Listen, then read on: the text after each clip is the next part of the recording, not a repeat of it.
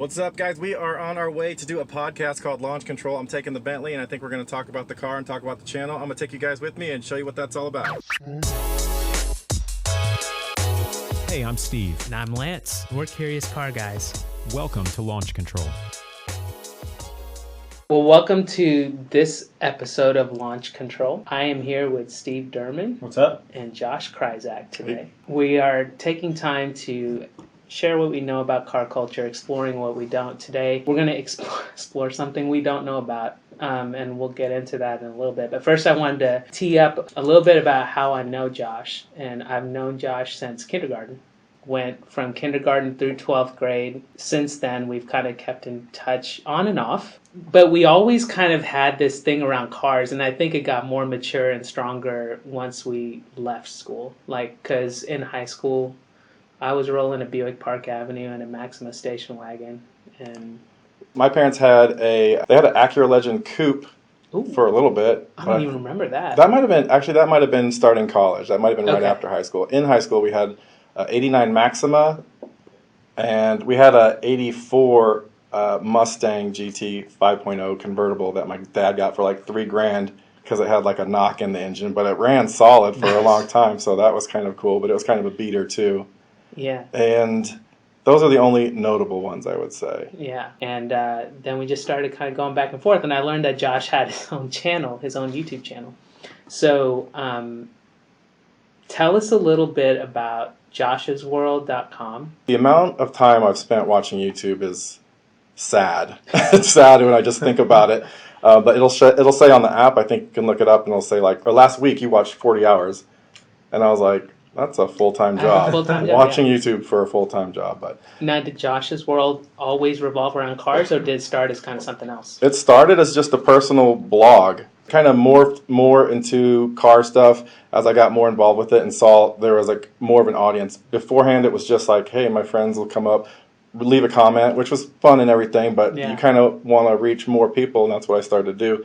When I got into car stuff, I would make how-to videos. I made a video on how to fix the heated seats in an Acura TL because that's a common issue. Okay. Put that up there, and it got a lot of views over time, and then did some other projects, did something on the 4Runner, upgraded my 4Runner horn to an American sounding horn. It's a good 4Runner. It still is. It's a 98, 97? Mine's a 97. Yeah.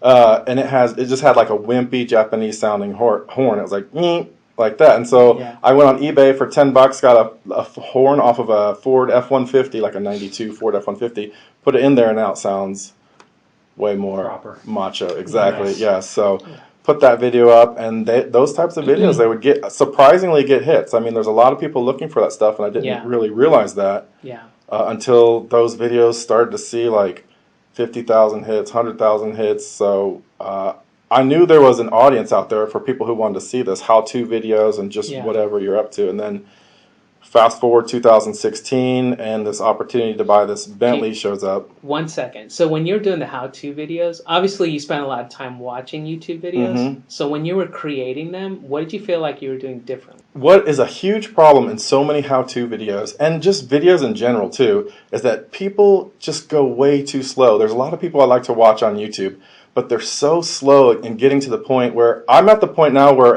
if I'm watching on my phone or on my computer, I set the speed to 2x so I can get through the videos faster because I get where they're going. I just need them to go faster. So with my videos that I did for how-to, I try to cut to the point. Like, you don't need to show me undoing every screw. Like real time all the way through. Yeah. And even when it's fast cuts like that, you get to the point, and I think it's way more entertaining. It keeps your attention longer, and somebody who is actually watching it in a garage working on their cars, many people have told me they have, like, can actually have it up on their phone, do it, check back, hit pause. They don't have to fast forward, go back, see where they need to be in the process. So I think just like being quick and to the point is.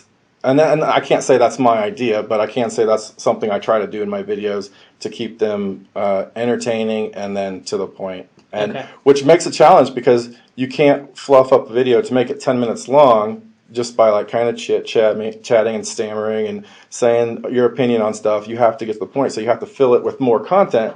But I think that is way more engaging for people watching, and I think that's been part of the success on some of the videos that we have on the Bentley. Yeah. Okay, so we're going to talk about the Bentley in a minute. Come on. Before we do that, tell me the story leading up to the Bentley purchase. I have these halo cars in my mind that I really have always wanted. One of them is a Ferrari 328. I love Ferrari 328s. I can't explain it. It's probably something from when I was a kid, seeing it in movies and things like that. And then the other one is a Bentley Arnage. It's just a car that I've loved for a long time, and the opportunity came to get that. It's depreciated. And when I say the opportunity came, the prices fell down to where a mere mortal could afford one. Mm-hmm. So when that happened, the idea is, because those have depreciated so much, that when I turn around and sell it in a couple of years, I should break even, maybe lose a few thousand, but in the end, I've had a Bentley and I haven't spent a lot of money. Well, so haven't spent a lot of money is actually a myth that you were trying to bust, right? So where did that come from? Well, I didn't go in trying to bust that myth. Okay. That wasn't like my goal was to bust that myth. It was maybe a hypothesis, but it could have gone terribly wrong. Yeah. And it still can, because I still have the car. But it was something that I've read, and I came across a guy who posted on a forum once, and he just talked about how he said, "Look, there's a risk in everything. There's a risk in everything, and these are cars. These are something that guys like us are passionate about. So you can kind of ignore the risk a little bit, but a lot of that stuff is so overblown. A lot of like the horror stories about cars going wrong or needing this and that, and how it's going to cost $2,000 for an oil change. So many of those things are just a friend of a friend of a friend telling a story. And I thought going into this, like, I kind of agree. Most things I want to see for myself, and I just felt like that can't be true. All these cars out there cannot just be complete junk. So I set out to look for one, and I began my search. Okay. I think in one of the first videos that you posted that I watched, it was kind of like, let's see if this destroys me, right? Like, I've done a thing, Yes. I got this car, and now, like, let's kind of see what happens. Exactly. Yeah. So, and that is from an article from Doug DeMuro. Someone wrote him on his Ask Doug column, if I buy a 14-year-old or 13-year-old Bentley Arnage, will it destroy my life? Right. And the whole article is, yes, it'll destroy your life. The turn signal stock is $900. This will break, it'll destroy your life. And at that same time that article came out, it was kind of the paths crossed for me perfectly, because that's about the time that I was shopping and I had found one that I was a serious contender. And so I uploaded that first video, and I personally addressed Doug and said, "Hey, look, I accept your challenge. I know you didn't throw down a challenge, but I accept one. I'm going to purchase an Arnage and show you that it's not going to ruin my life."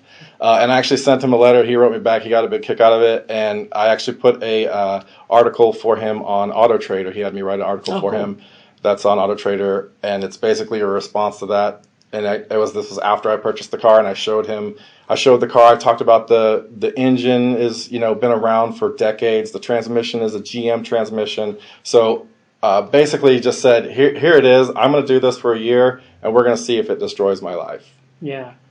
And here we are, and I still have a life. You still have a house. Yeah, I still have a house. Nice. So how long has it been? That was August of 2016. About is when I purchased that car. So 3 years. Yeah, it'll be 3 years in August. Yeah.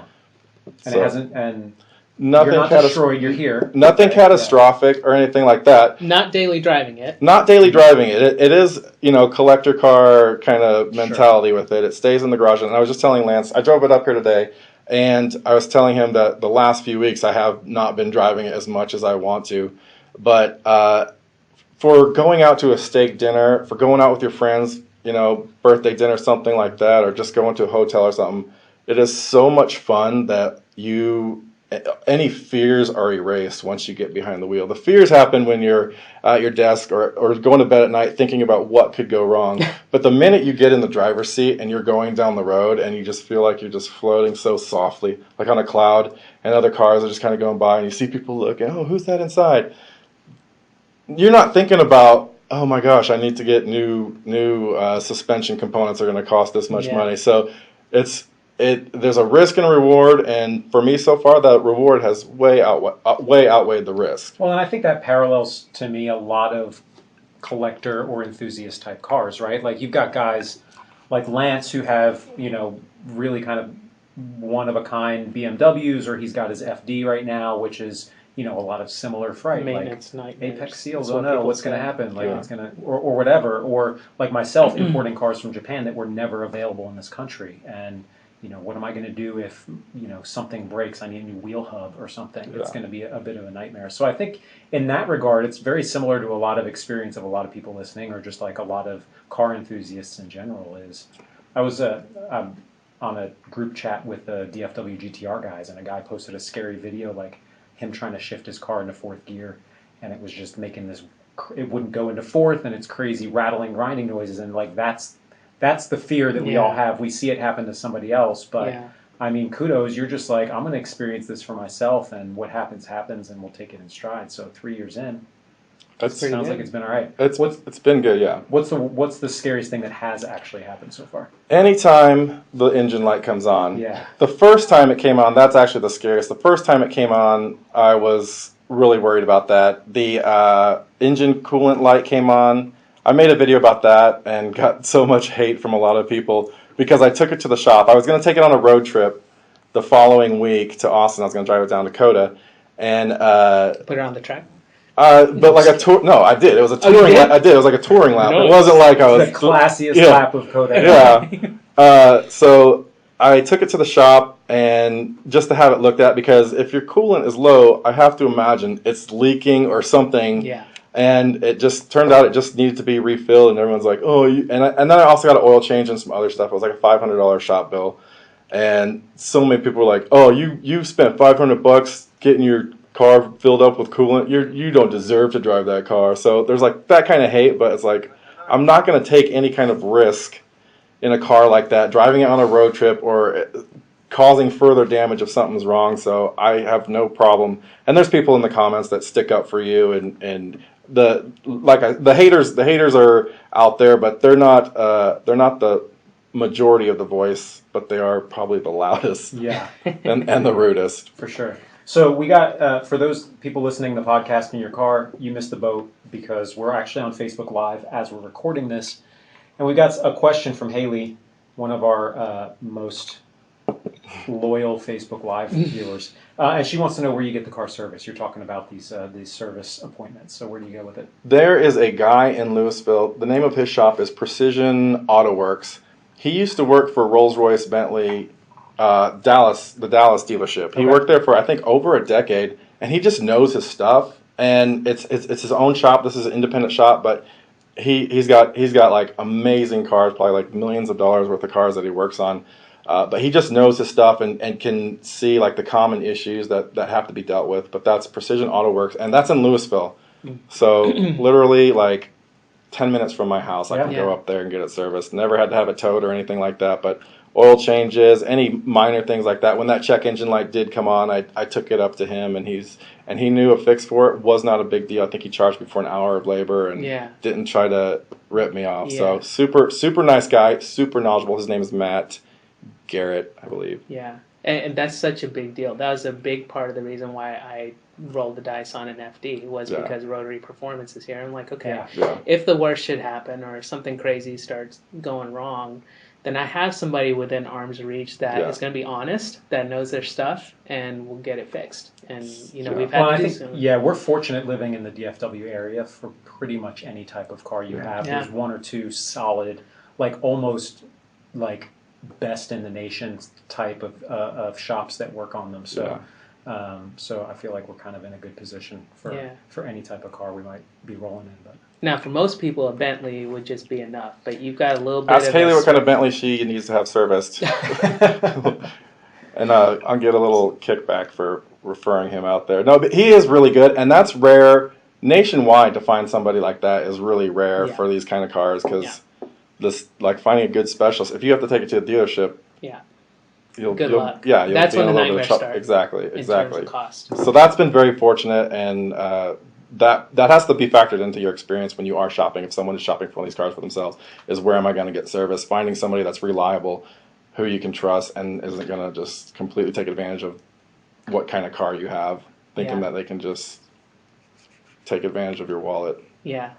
Well, so your Arnage flies a British flag, so it's a little bit of a special edition. Tell us a little bit about what you looked for inside that Arnage line and what you found. I knew, so there's usually there's Arnage R and there's Arnage T. The T is a little bit more sporty. It has the quilted seats, that diamond pattern. That's something I really wanted. I just like the wheels better. And then I think it has a 50 horsepower bump over the Arnage R. So the Arnage R, at least in the year span that I was looking, which was before 2005. At 2005, they kind of changed the headlights, gave it a little refresh, where it was kind of more like how the Continentals were styled, those new style, which I didn't like as much. And also there was a price jump once you get into those models. So this kind of fell into my budget of being a little bit on the more economical side, if you can say that for a Bentley. Yeah. And then also it was just... it had the horsepower, it had the style, it had all the good stuff. So 450 horsepower, 645 foot-pounds of torque. So it was just just a beast, yeah. Yeah. So if you have a Bentley Arnage R, you're a loser. Yeah, we make fun of those guys. Yeah. Just kidding, we don't know. We don't know any. It's a small group. It's a small group of owners. They're like through the decade that they produced these cars, there's only, I think, like around 10,000 of them. Yeah. So that's pretty unique. And they are like a solid price. Like if you're not picky about the edition that you want, you can roll red label or you can roll an R. I mean, high 20s, mid 20s, high 20s. It all depends on the shape. Someone sent me a message like literally this week was saying they found one for 19.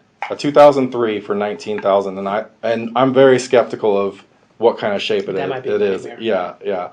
So those, you can find them cheap. You better know what you're doing if you're at the bottom of the price range. And that is where, like, when people talk about nightmares and stuff, where the nightmares typically start is when you buy the cheapest example of an expensive car that you can find, and which probably means you have no margin to account for mistakes or things that go wrong. Right. Going back to your question though about the British flag, the Union Jack. Yeah. That one is a special edition. It's called a T-24, which they made in 2004. They only made 24 of them, and it was to commemorate the 2003 victory at Le Mans. And I wasn't necessarily searching that out, but I thought that bit of collectability was a bit more exciting. Yeah. And it has so this one has special carbon fiber trim. Certain details that the regular Arnage T doesn't have. So I think when I go around to sell it, that's going to help me sell it a little bit better than just the standard kind of Arnage T. So that's what I was going to ask you, because I know like Steve had the Skyline Autech edition, which was known, but maybe lesser known than like just a standard GTR. So is the T24 like a really highly sought after, high profile edition, or is it kind of like you really need to be a Bentley guy to understand what is? If you're a fan of the car, you'll know that that's something special. Yeah. If you're just a guy who's looking to buy cars or just wants to say, "Hey, I have a Bentley," you might not. You'll get the 19,000. Yeah, exactly. You'll get that low end. You get that one that needs work. Yeah. Yeah.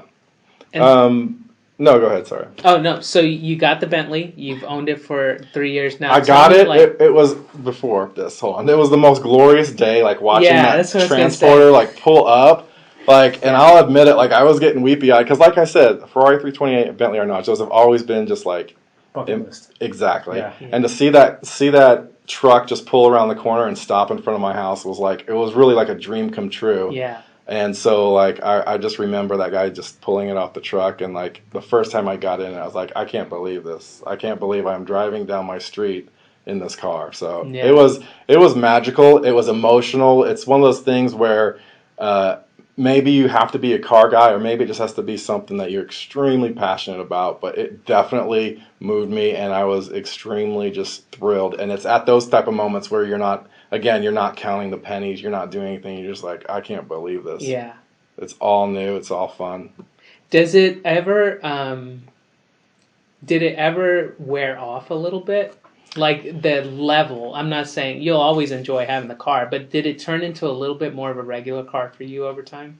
I think that's true with anything. Yeah. I think that's true with anything. There is a point where you're pulling into your garage and you see it, and like I was saying earlier, and I hadn't driven it in a couple of weeks, and you feel bad. It's like, man, I'm not in, but like that. But you compare that with the first week that you have it, you're just out there, you're just like sitting on the floor of the garage looking at it, and it wears off. I still love it, and I still hate to get rid of it, but I'm not going to keep it forever. I've had this experience. It's been fun. I can move into something else if I want to.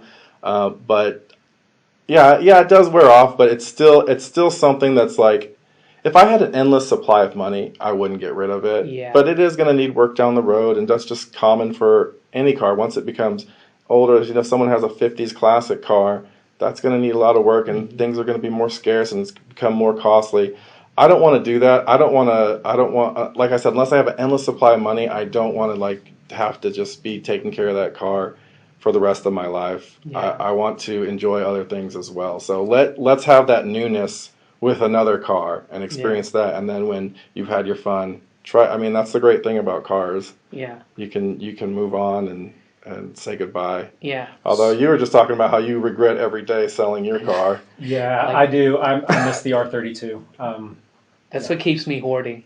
Like, I don't want to sell any of my things because I don't want to be that guy. No, I sold my M5 and I still regret selling both of them. I'm like, I just always I want to have one. Now it's just a matter of space. I guess the maintenance doesn't matter as much to me. It's more like I don't want to leave them outside. Now I have 3 bays right now, so that's just kind of how it's going to be. But I'm that guy that gets like emotionally attached to them, and I just, as much as I want to get something else, I can't let this one go. Yeah. I just gotta. Maybe I should just hire one of y'all to sell it for me and just be done. But no, don't do it. Don't let it go. No, if you even think you don't want to sell it, don't sell it. Yeah. If there's even a little part of you that wants to keep it, you got to keep it. That's my 2 cents. But back to the car and how you found it and got it, right? So there's a whole process there, and we've talked a little bit about that, both in our series on importing cars from Japan and also just in general buying and selling cars, as we like to do. How did you find this particular car? Obviously you said, I'm going to search for one of these, and describe that process a little bit.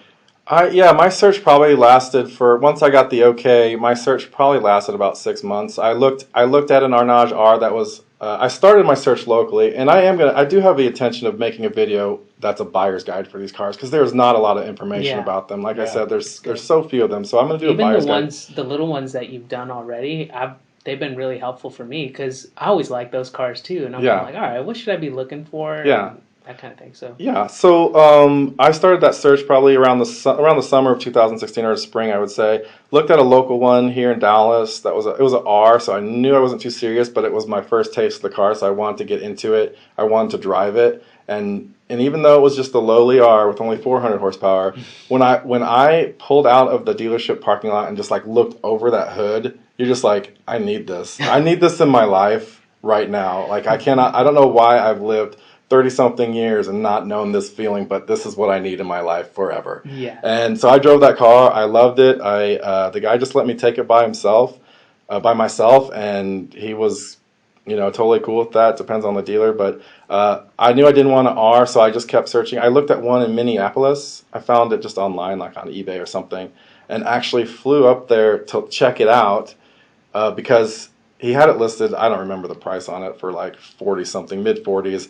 And I talked to him on the phone. I said, look, if I'm going to fly out there, get a plane ticket and look at it, I need to know your bottom line number on it. Mm-hmm. And I think he said something like 35. And I was like, that sounds like a really good deal. I was like, all right. So I bought a plane ticket up there and flew up there that weekend. The guy showed it to me. It was a piece of junk, which you can't see. That was the dark colored. It was black or dark. It was a dark gray or pewter kind of color. And I looked at it, and right when I pulled up to it, I could tell that I was like, dang it, I'm wasting a whole day in Minneapolis looking at this car. Yeah. It was just kind of dings, and the interior smelled off, and I think it had 50,000 miles on it. It's a northern car, so it might have issues of rust, but you could just tell there are too many things going wrong with it. And then when I asked them to take it to the back and put it up on a lift so I could look underneath, which they were happy to do, you could see just stuff dripping, and I was Oh. like, yeah, no thanks. So, and obviously the salesman doesn't want to give up, so we go back into the office, and I mentioned all the problems it had. The flip-up navigation screen didn't work, and so he's like jotting all the stuff down, goes talk to a service tech to find out how much it's going to cost to fix all that, and I think the number he came up was like 10 grand. She goes, so if I take 10 grand off the price I told you on the phone, would you consider it? So I'm like, 25 grand and I could have that car. So tempting, Sure. so tempting, because you're like, what is that, like Yeah, 400 and bucks? you get it fixed Yeah. the way you want. Is 25 grand on the really, or even 35 grand? Is it on the low end of what those cars are worth? Yeah, especially at that time. Yeah, that was Okay. that was What that was was the normal going rate? when he had it priced around 40. That was Okay. probably reasonable for that car. Yeah. And I was so tempted, but I thought, if I got that car for 25 grand, am I really going to put 10 grand into it? No, I'm not going to do that. I'll have to either live with the problems, or and another thing to consider was, I can't imagine going to a steakhouse with my friends. I remember that car had like a squeaky steering wheel whenever you turned it. I can't imagine rolling up in a Bentley and being like, oh guys, let's go to the steakhouse, and be like, and it's like, oh, these cars do that sometimes. And Yeah, like trying to explain, about like, oh yeah, character, these man. cracks in the veneer, yeah, that's Do real you have a common issue. Bentley? Yeah, No. exactly. But like, so I didn't want to have something that I was like embarrassed about. Like, if you're Right. gonna go Make in, an excuse for it, right? exactly, Yeah. go in and do it right. Don't just try to get in. If you're just trying to get in for as cheaply as possible, maybe you just need to wait till you can get exactly what you Yeah. want, because you don't want to have a Yeah. crummy experience with that. You don't want to be soured on that. You don't want to just rush into that. Yeah. So I always say, get the best example that you could find. And I think people have contacted me telling me that they've purchased one and how great of a deal it was, and they're starting to have problems. And Yeah. I don't want people to look at my experience and be like, he says they're not as problematic as people say, so I'm going Right. to go buy one. Right. If you're not smart at the buying process, Yeah. you're still going to have problems. Yeah. So I think find out what you can spend, find out your max budget, and Yeah. look for the best one that you can find, the best example Yeah. you can find. Or like find out what the budget should be for a great example of that car, and wait till you can afford that. Yeah. Like I learned that lesson But with that's the not as M5s. fun. Not as Waiting till you can afford But you it. can't make videos on that. Yeah. Like I had the first M5 I had bought was the first year that it came out in the U.S. It was a 2000 model year, and I bought it because it was like a great price, and I didn't know anything about those cars other than the fact that I wanted one. It's the same thing. Like you test drive it, I floored it once, and I was like, oh, this is coming Right. home. And then I started learning about all the sensors that go bad. Then I started learning about this and that, and I put a decent amount of money into it, and by the time I got done with it, it was a solid car. But that was like $6-7 grand later. And then you start thinking about, okay, I got into this car at this amount. I think I paid like 35 grand for it at that point. I put 7 grand into it. Now I have a car that I'm 42 into. If I just bought a $42,000 Right. car that was much lower mileage and much better condition, I'd be in a much better spot. Exactly. Right? And you start learning, okay, it's like a pay me now, pay me later. Yeah. You know, if you can't afford a really good M5, then dial it down to an M3 or wait until you can afford a really good M5. Unless you're the kind that does your own work, because then your costs go down a lot more and you'll be 37 into it as opposed to 42. But I'm totally with you, man. It's like find what you want and buy the best example, not the cheapest example, because I feel like that's where the reputation, where things get overblown, is people buy the cheapest example of something. Like it's like buying the first model year, the R35, and then complaining about it being like crazy to maintain and the costs are crazy. Well, listen, if you had bought a 2013, you're probably going to be a lot better off Sure. if you had just waited. Yeah. Right? You want to know an interesting theory that I heard? I don't know if this will apply to M5s, but it certainly can apply to Rolls-Royce and Bentley. But someone left this comment once along these lines that people like to scare other people away from these cars to maintain the exclusivity of it. Oh, yeah? And he was saying, like, you know, if you say, oh, camshaft goes out in these cars, it's terrible. It's like they're made of chocolate, and I don't even think you can get camshafts anymore. They're I mean, the suppliers are all out. They don't make, and people like have this theory is that scare people away to maintain the exclusivity, to keep the big boys in and the peasants out, which I thought was very interesting. I think there is truth in that. I think there is some truth in when people have said that. I've gone to like the Rolls-Royce Owners Club kind of meetings and the local chapters and things like that. And even in the forums, people say things. I remember going to a forum and asking about how to fix something, and the guy who responded was like, "Take it to a dealership." I was like, Oh my "Super! gosh. I'm glad I came to a forum for you to say that." Like, I didn't know that was a possible option. So like, I feel like the mentality of that guy is along those lines of let's keep these cars exclusive. But then there's people on there who get on there. It's like, oh, what you need to do is get the manual, do this, this, Yeah. this. This is actually a Ford part. You can get the Ford Yeah. part, throw Yeah. it in there, and you'll be just fine. Exactly. Look at that stuff. And on that note, I replaced the coolant level sensor in the car, which was the same as a windshield wiper fluid level sensor in a Saturn.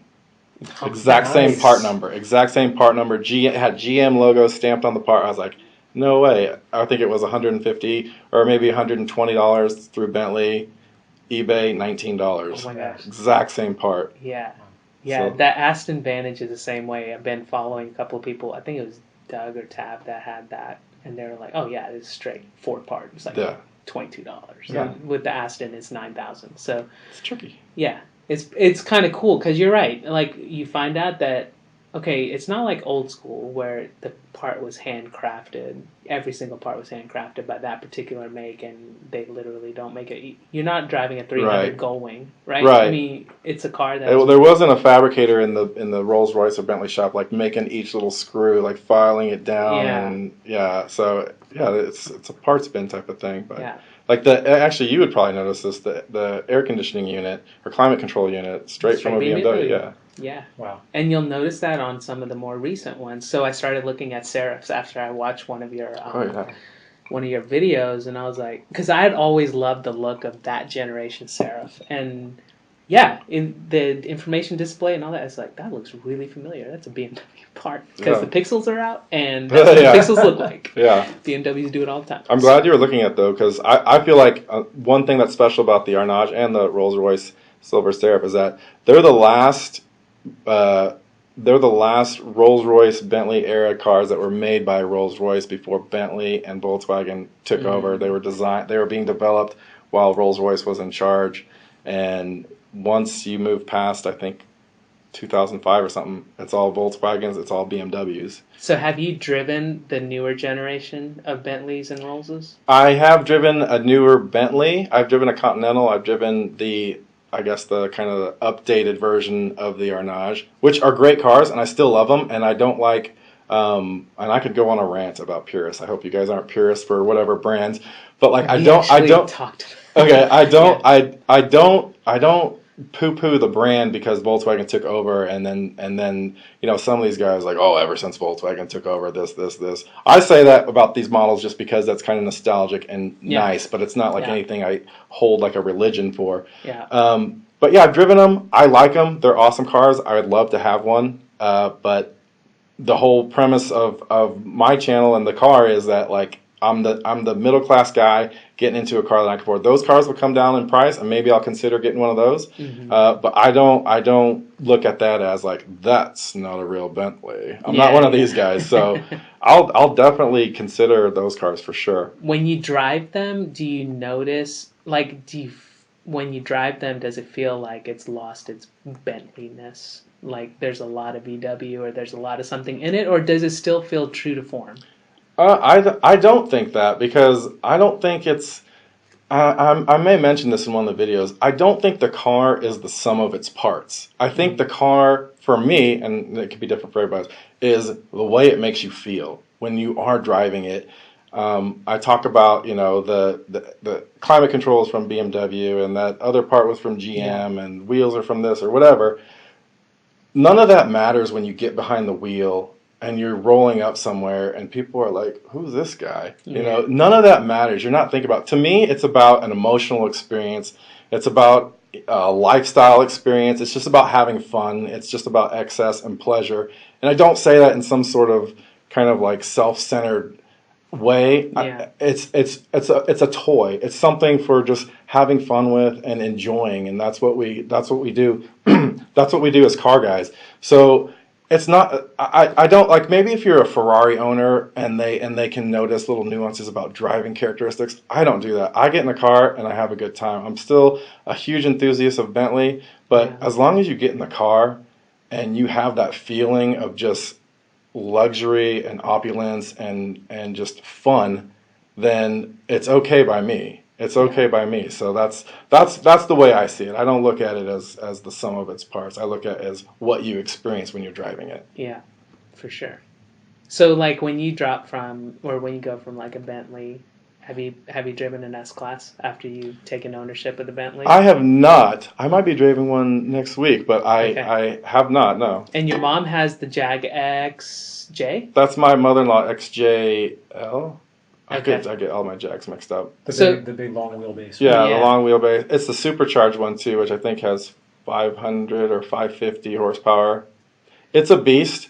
It's fast and it's fun, but build quality does not compare to the Bentley. Like how so? How do you measure that now that you've had it? I opening up a door handle, it feels like plasticky, and I even see like overspray, like white paint overspray. And I don't know, maybe that car has been touched up or got damaged off the truck or something like that, but they bought it brand new.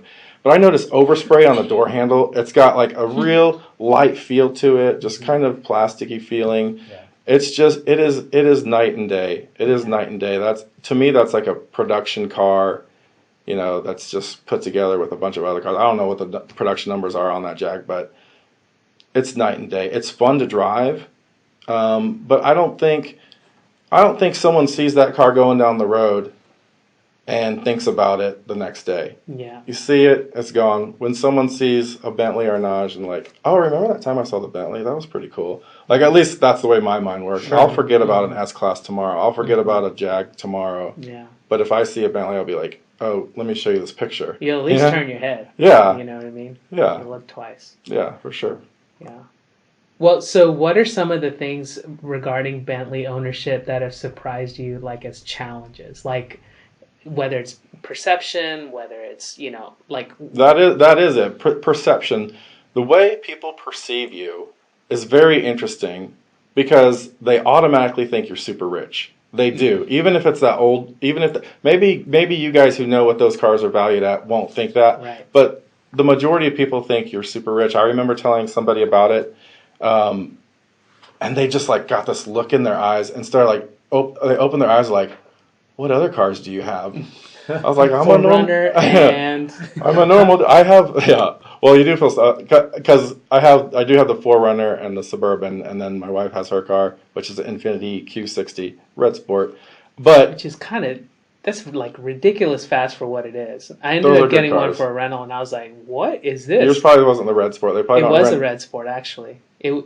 It was a Q60S Redline. No, red- it would be Red Sport if it's Red red Sport. something. It had like the larger rims, the red calipers, and it was stupid All right, fast. I need to see pictures because whoever renting that out that's where you want to rent I'll stuff show from you. because that's a It was fun in car. Philly. It was the Philly airport, Okay. and I never gotten one.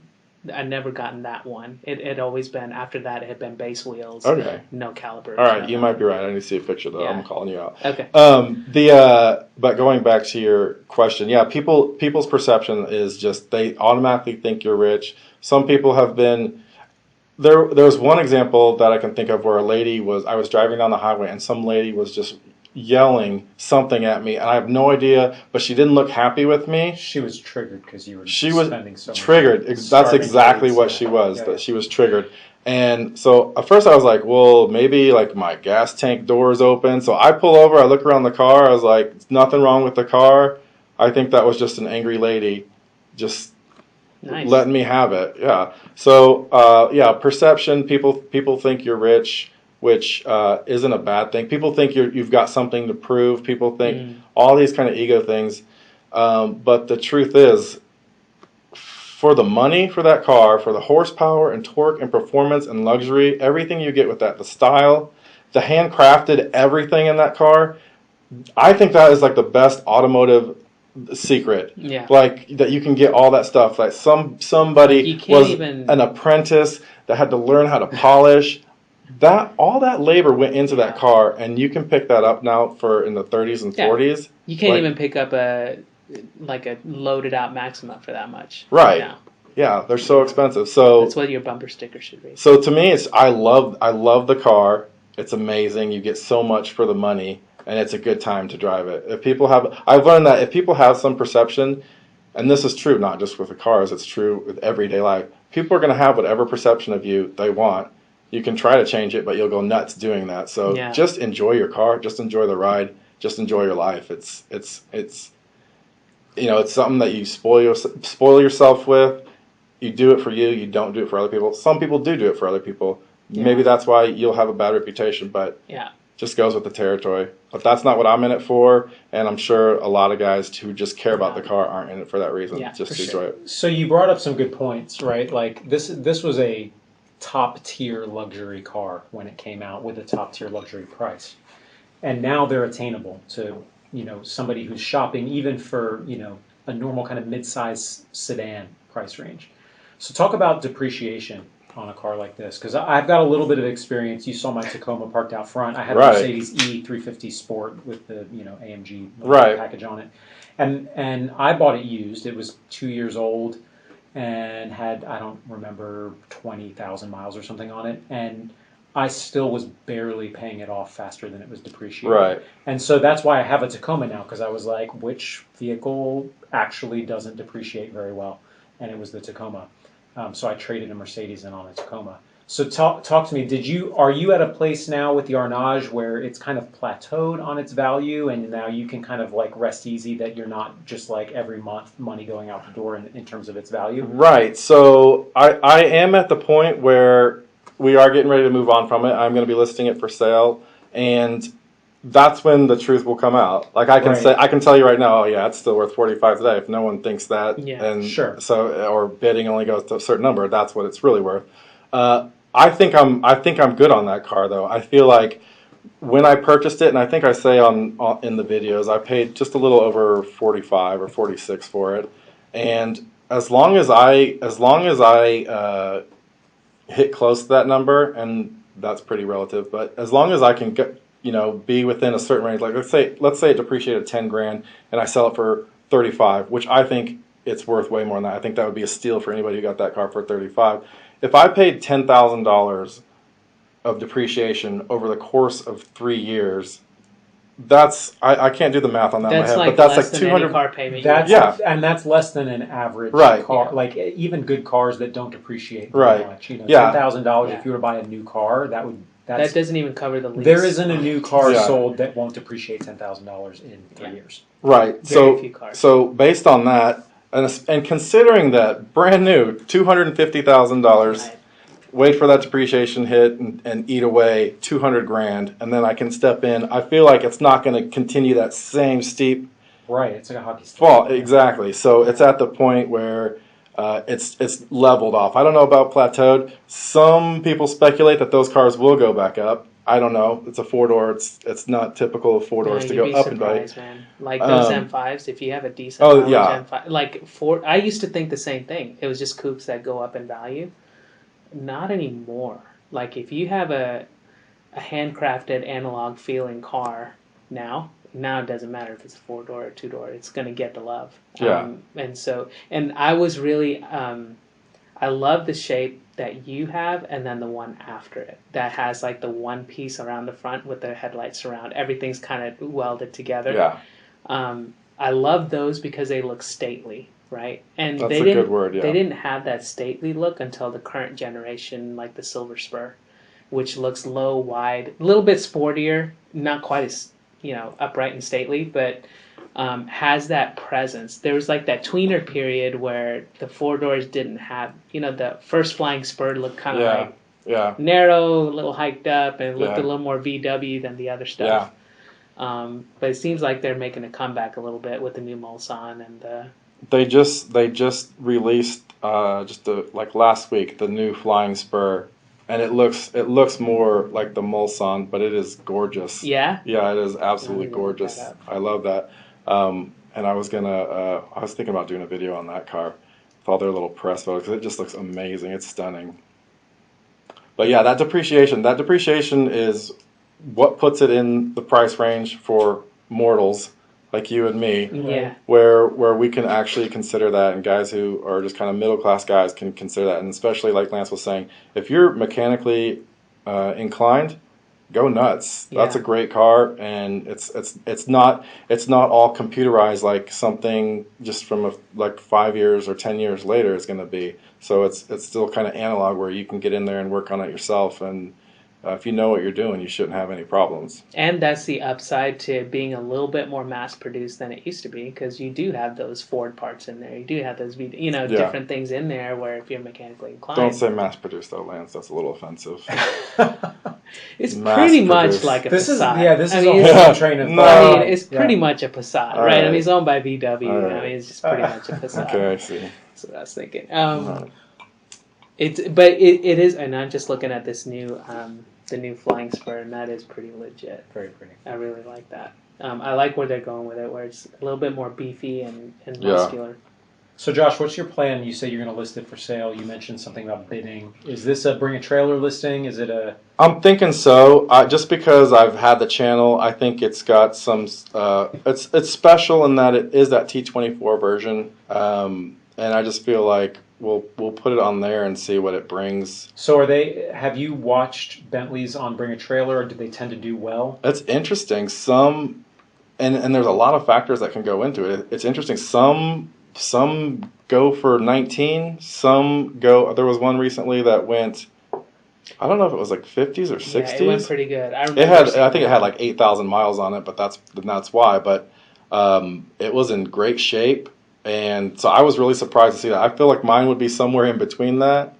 I'll be happy. I'll be happy with it. I will put a reserve. I'm not the risk taker who will just throw it up there without a reserve. Yeah, you got to. Yeah, I would be way too scared, or I'd just be like calling my brother saying, "Hey, If you I need to bid didn't on have this." a reserve on the Skyline auction in January, I would have been royally Oh yeah, shafted. you would have been Yeah. hosed. So I don't know if you've heard this story, but really long story short, I was listing that Autech edition R33 Skyline that Lance mentioned earlier, and Bring a Trailer decided in their infinite wisdom to list it the first week of January, so right after Christmas, when people are still kind of on vacation and nobody has their tax refunds yet, etc. I've heard stories like that too. Like one guy was complaining to me. He listed his car for sale, and the auction ended at some bizarre time. Yeah. and that's so like. I think they were telling him it was like, well, that's okay. Bidding should happen throughout, but Same it thing makes they a told me. difference. Yeah. It makes a difference, and I don't know. I don't And know. I objected before they listed it. I was like, this feels like a bad time to list a car. And they're like, Yeah. no, our bidding is strong no matter what week of the year it is. And Yeah. well, it didn't even get within $10,000 of the reserve. Yeah. So definitely need that reserve. Yeah, that's Sure. my plan for that. I'll list it on bat. I don't know when I'm gonna do that. I'm gonna take it in to get some things serviced on it. So whenever I do sell it, people aren't gonna pick it apart and so Yeah. this is wrong. This is wrong. Well, and there's a transparency level just because you do have the channel. Yeah. Right? It's like, hey, Yeah. if you want the information, They could see the Yeah. whole Here, you can see my narrative journey. of your Right. ownership, which is kind Right. of cool. So I think I also think that should help widen the audience for people who would be interested in that. Yeah. Because people have contacted me and say, hey, when you're ready to sell that. Of course, people say stuff all the time that they don't mean online, but right. When it's but- time to lay down Yeah, money, it's a little exactly. different. Right. Yeah. I'll email all those people when I do list it and see Yeah. see if their username shows up in the bidders. And then Right, you can right. call Yeah. them out on an episode of YouTube. Yeah, Which you do on your channels. When people comment on your videos and stuff, you take the time to actually respond to them by name, which is cool. I haven't seen a lot of YouTubers do that. because I'm so, still small. yeah, I'm you not can like do it. 100,000, 8 or 50,000 subscribers like that. Yeah. So I think once you get to a certain point, you can't keep up with that. But I would love to get to that point. Yeah. Yeah. Where I can't keep up with. But I do try to respond to thoughtful questions. Sure. Some people are either just being mean, and in the beginning, I'm so tempted just to like say Snark. something witty and Yeah. just like to tell them off or whatever. But I've kind of controlled myself with that Yeah. just because it doesn't go anywhere. Although one time I did say something, and a guy said, "I never thought about that. I see your point," and I was like, "Whoa, I'm not used to that happening online." Wait a second. That defies I know. everything I know I about need to YouTube find comment that. section. I need to Right find there. that and just like. Frame it. Yeah, exactly. That's amazing. That was just amazing. I was like, "Wow, this guy had a change of heart." It'll never happen again, but it was nice when That it was did. your one. That was it.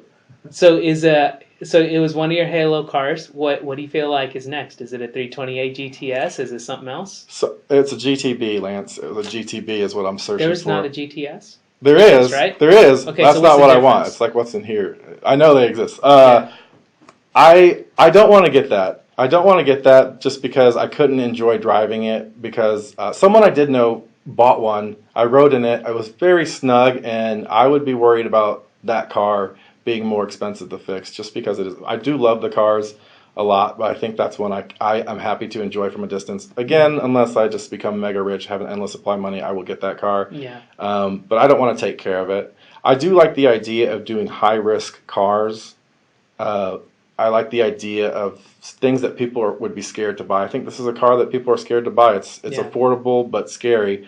One car that I considered that I thought would be cool would be like a 2012. I think that's the only year they have them, at least until recently. Is a Fisker Karma, which I think drove one of those. Did you? I drove. Cool. So I got invited to the Karma experience. Oh gosh, it's on my Instagram somewhere. Maybe a year and a half, almost 2 years ago, and it was when they rebranded. It's not Fisker anymore. It's Karma Motors, and the car is called something I forget. Throw a V8 in them. No, it's still electric. It still has the little 3-cylinder generator in the front trunk. Yeah. But yeah, it was an interesting experience. So I got invited because a former client of mine, they were using his house as this part of this experience that they were inviting you to. It was a one-on-one reveal where they had the car person. You walk into this back room by appointment, and they have all the branded emotional videos playing on the video wall, and then this girl pulls the silk sheet off of the car, and you're like, I'm the only one standing here. What is going on right now? And then you go and you get in one and you drive it through Dallas and you end up at this beautiful house, which was my client's house. And then you go in and there's Chef Tazar from Top Chef is in there cooking you steak. And it's like, this is the experience a Karma owner would enjoy in their day-to-day life. Until you pull it into your garage at your house. Right, exactly. And so I bring it home and it's you get macaroni. That's right. It's better at my house than any of that stuff. That's good, man. For sure. But yeah, it was an interesting car to drive. It's really nice and it's really kind of futuristic. My immediate comparison was to the Tesla Model S in my mind. Oh yeah. And it feels more like a car than a Tesla does. Tesla feels more like some futuristic I don't even know what device that you're piloting. And the Fisker feels more like a traditional car. So it's interesting. The prices on I haven't checked in a while, but when I was looking, they're around the same price as the Bentley Arnage was at the time, and they've probably come down probably 10 grand since then. So it would be interesting to see what it would be like living with the car, because one thing I love about that car is the styling. It's beautiful. It's better looking. That's what he did best. Yeah, absolutely. It's so beautiful, and I think that would be a good high risk, because when something goes wrong on that, what are you going to do? So I think that's a draw of the channel. No, just kidding. Yeah. What do you know about battery cells? Yeah, so that's tricky. Just plus, Tesla swap it. That's so hot right now. I know. That is a good idea. Well, so on the Karma, did the recycled materials on the interior, does that look normal? I haven't been in one, so I don't know what that feels like. And if you're going from a Bentley to that, I'm just kind of wondering, how did that feel? So the one that I rode in was a pre-product. I know they had already been producing the Fisker Karma, but this was the Karma, whatever they call it. I don't remember the model name. Mm-hmm. And it was actually more of a prototype than a production car. Okay. So I think the interior they had changed up a little bit. And got it. The fit and finish kind of looked and felt a bit like a pre-production car. Mm-hmm. So I couldn't speak to how they look in the production models. I've read that about the old ones too. Fit and finish wasn't their strong point. Yeah. But it's like the Arnage also in that there's not a big community out there of fellow enthusiasts to help you. Hey, I got this error. What does that mean?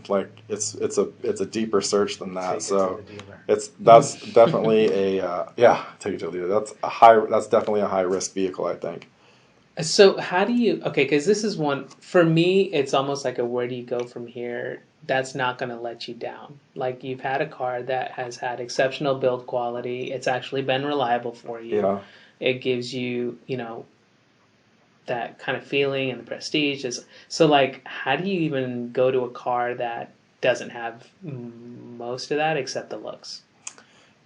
That's a good question, Lance. I think to me, as I said earlier, it's about the emotional experience. In the Infiniti that we were talking about, I love driving that car. I know I'm not going to get the looks in that car that I would in the Bentley, but if you're doing it for the looks, if that's the most important thing to you, then search for something else, or that's just something you're always going to be chasing.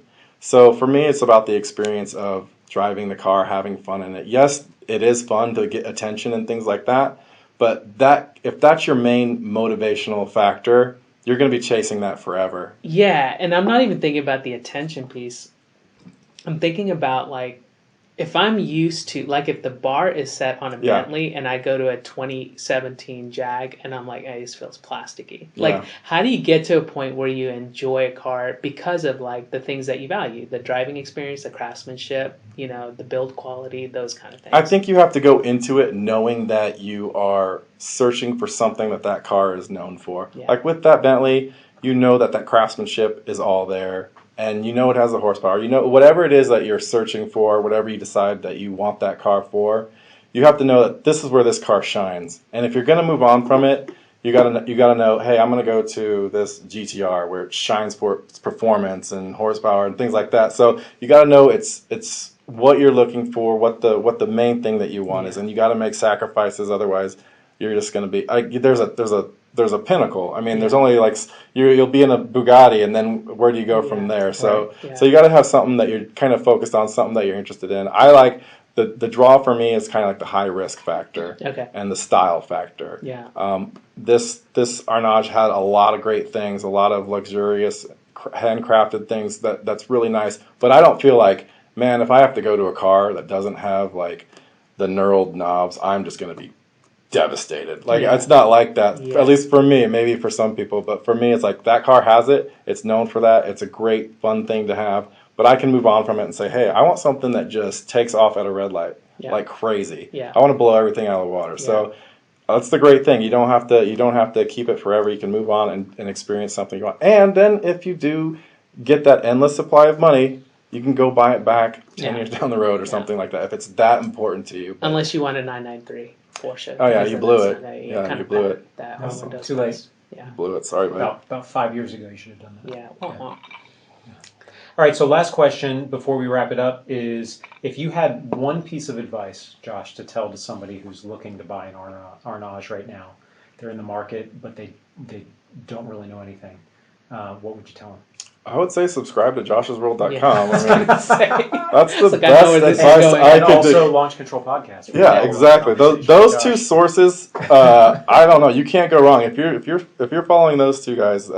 You're set. No, I would say, when we touched on this earlier, there's something to be said about the service history. Spend the most money you can getting the best car. Don't try to get into it for cheap, or you will be disappointed. Unless, I'm sure there's stories out there someone gets lucky and gets something for cheap. But do your research. Look for those service records. That's the most important thing, I think.